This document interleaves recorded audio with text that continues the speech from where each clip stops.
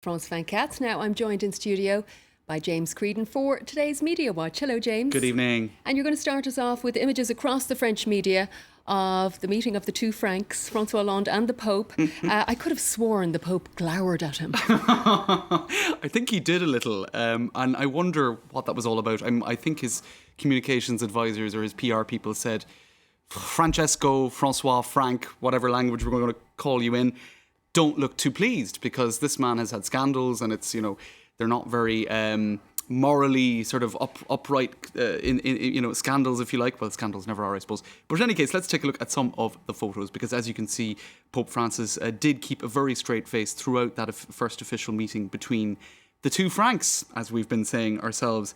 And as you can see here, he basically didn't smile at all. And the Huffington Post did a very nice job of collating some of those images and contrasting them with that one there, which shows that on occasion he can smile and even have a lamb on his back, which wasn't the case today in Vatican City, Claire. Now, also in the Huffington Post, they're talking about how both men, both known as Francois to the French media, Francois Hollande and Pope Francois, are faux normals.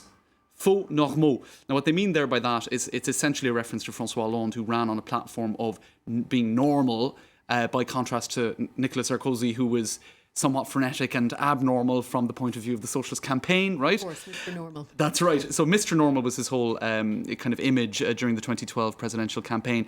And basically, this article is saying neither Francois is very normal. Francois Hollande, we've learned from his recent, private life shenanigans that he is not as I suppose, normal as you might think. Uncomplicated. And indeed, indeed, uncomplicated, maybe, as we thought. That's right. And indeed, his advisors have spoken to the media, saying it actually reveals a tough enough side to the man, that he's dealt with this in a very sort of tough manner, and it reveals the steel underneath the soft exterior.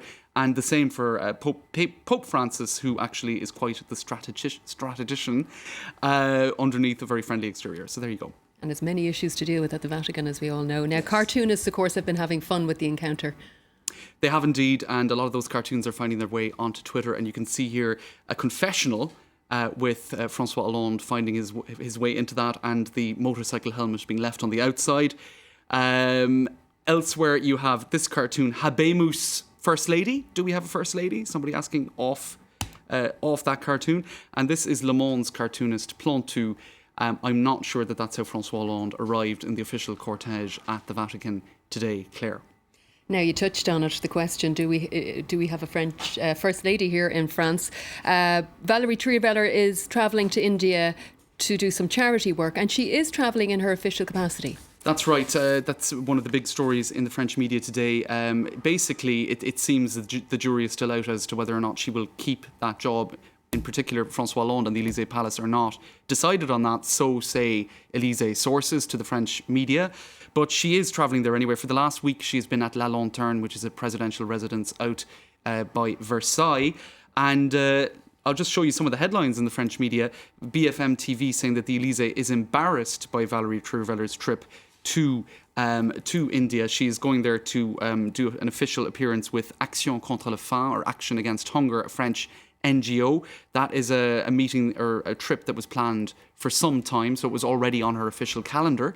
But it seems that the Élysée Palace has discouraged her from going, but she has a staff of 5 people and perhaps a certain degree of autonomy, and it seems that she does want to go on that official trip. Now, Francois Hollande is going on an official trip to the US, to the White House, on the 11th of February. He said during his press conference earlier this month that he would clarify his private life and whether or not Valérie Trierweiler is still First Lady ahead of that date.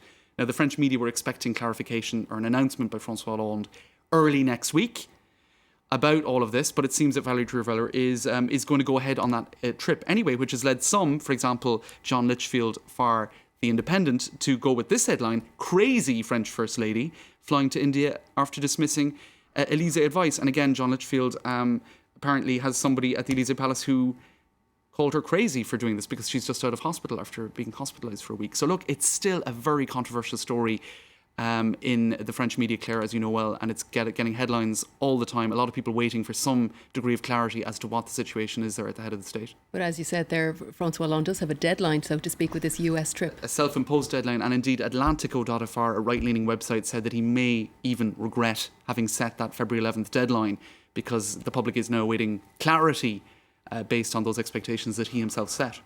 We will watch and wait. James Creedon, thank you very much for bringing us Friday's Media Watch here on France 24. A quick break now, but I'm back with all your top news stories in just a moment. Stay with us.